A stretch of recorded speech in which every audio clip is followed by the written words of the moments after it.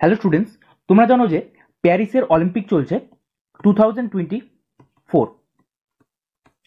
তো এই 2024 প্যারিস অলিম্পিকে একমাত্র সিলভার মেডেল পেয়েছে নীরজ চোপড়া। নীরজ চোপড়া যে জ্যাভলিন থ্রোতে সিলভার মেডেল পেয়েছে, সেখানেই কিন্তু এই যে নদীম, পাকিস্তানের নদীম একমাত্র গোল্ড মেডেল পেয়েছে, পাকিস্তানের জন্য একমাত্র গোল্ড মেডেল পেয়েছে। তা সত্ত্বেও ইন্ডিয়ার ছটা টোটাল মেডেল ট্যালিতে কটা আছে? ছটা আছে। মেডেল ট্যালিতে কটা মেডেল আছে? টোটাল ছটা মেডেল আছে। শুধুমাত্র একটা সিলভার মেডেল, তা সত্ত্বেও একটা সিলভার মেডেল থাকা সত্ত্বেও কিন্তু আমাদের ইন্ডিয়া পাকিস্তানের থেকে পিছনে আছে।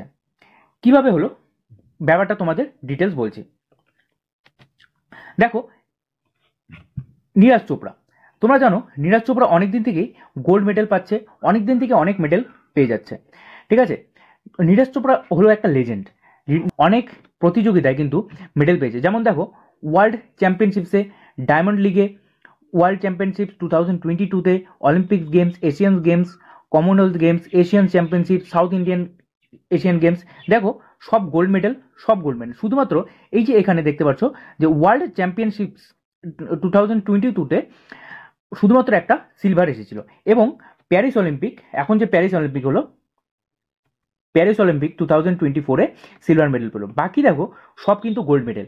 তো অবভিয়াসলি নীরজ চোপড়া এতদিন আমাদের ভারতের নাম উজ্জ্বল করেছে এবং এখনো পর্যন্ত উজ্জ্বল করে যাচ্ছে।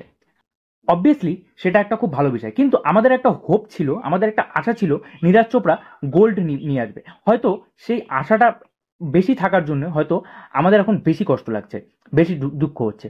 যাই হোক, খেলাধুলার ক্ষেত্রে হতে পারে।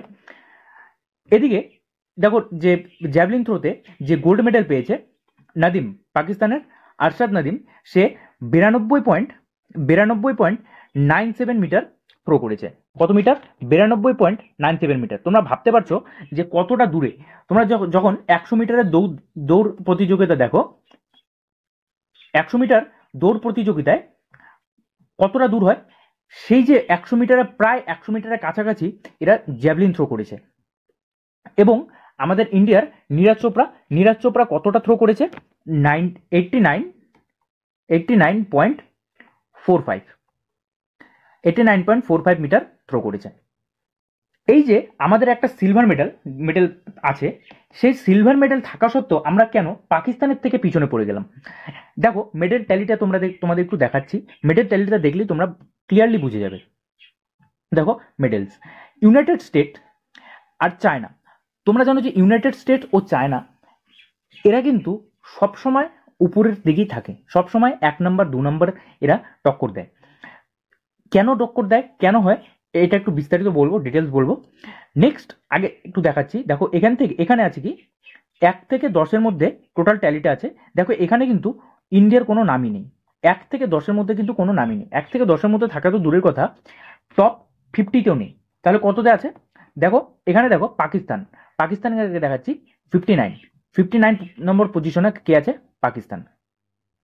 দেখো এই যে প্রথম যে লাইনটা দেখতে পাচ্ছ, এই প্রথম লাইনটা দেখো একটা মেডেল আছে। প্রথম লাইনে কি কয়টা মেডেল আছে? দেখো একটা মেডেল আছে। এদের কয়টা মেডেল আছে? একটা। কিন্তু দেখো ভারতের 69 কত নম্বর পজিশনে আছে? 69 পজিশনে। এখানে প্রথম লাইন দেখো, এই লাইনটায়। তারপরে একটা হলো আমাদের সিলভার মেডেল, তারপর 5টা হলো আমাদের কোন মেডেল? Bronze medal.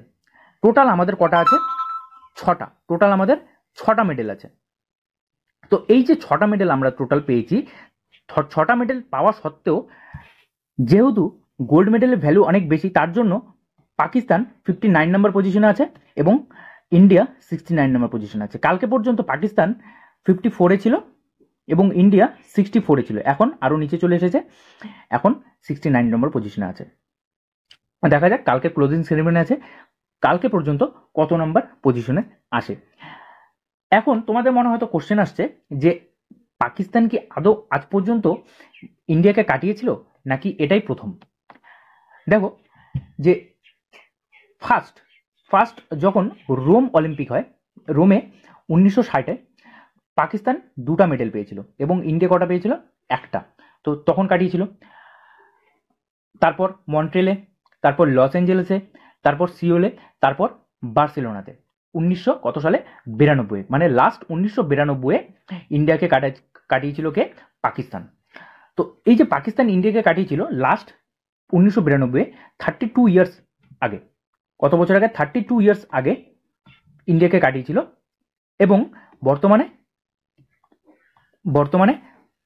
32 বছর পর আবার ইন্ডিয়াকে কাটালো কে? পাকিস্তান। তো অবশ্যই এটা একটা চিন্তার বিষয়। অবশ্যই এই বিষয়ে কিন্তু একটু ধ্যান দেওয়া দরকার।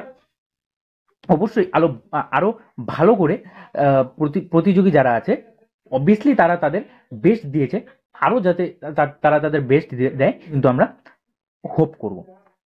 ঠিক আছে, এখন দেখো এই যে খেলোয়াড়রা যারা খেলেছে তারা কাউকে ইন্টারভিউ বলছে আমাদের আরো সাপোর্ট দরকার। অবভিয়াসলি সেটা অবশ্যই সাপোর্ট অবশ্যই দরকার সবার যে কোনো খেলাতে। যেমন আমরা ক্রিকেটে সাপোর্ট করি, সেই রকম সাপোর্ট যদি আমরা এই অলিম্পিক্স গেমগুলোতে, এই অলিম্পিক্স প্রতিযোগীদের ওপর করি, অবশ্যই তারা আরো ইমপ্রুভ করবে। কিন্তু এখানে বিষয় হলো যে চীন আমেরিকা প্রত্যেকবার কেন এত উপরে থাকে? চীন আমেরিকা প্রত্যেকবার এত উপরে থাকার কারণ হলো তাদের মেন্টালিটি।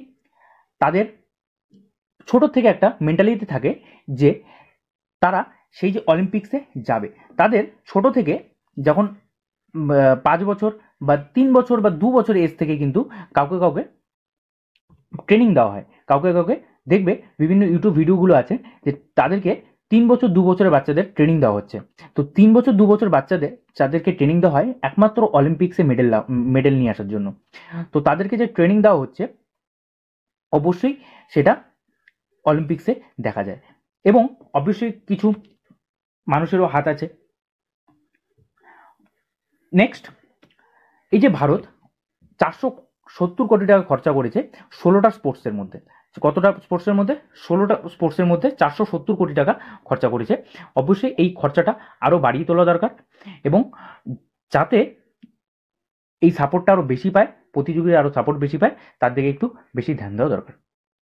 এবং ছোট থেকে যাদের যদি ট্রেন করা হয়, ছোট থেকে আরো অনেক কম বয়স থেকে যদি ট্রেন করা হয়, অবশ্যই আমাদের যে অ্যাথলেট আছে অবশ্যই তারা ভালো ফল আনবে এবং মেডেল সংখ্যা আমাদের কিন্তু বাড়বে। ঠিক আছে, এই ছিল আজকের কথা। এইভাবে কিন্তু পাকিস্তান এখন ভারত থেকে এগিয়ে আছে। এই মেডেল ট্যালিতে পাকিস্তান কিন্তু ভারত থেকে এগিয়ে আছে। তো এই হলো ঘটনা। তো আজকে এটুকুই। তোমাদের যা মতামত, তোমাদের এই অলিম্পিক সম্বন্ধে যা মতামত অবশ্যই তোমরা কমেন্ট সেকশনে জানাবে। অলিম্পিক সম্বন্ধে ডিটেলস ভিডিও আমরা আবার নিয়ে আসবো। থ্যাংক ইউ, আজকে এখানেই, বাই।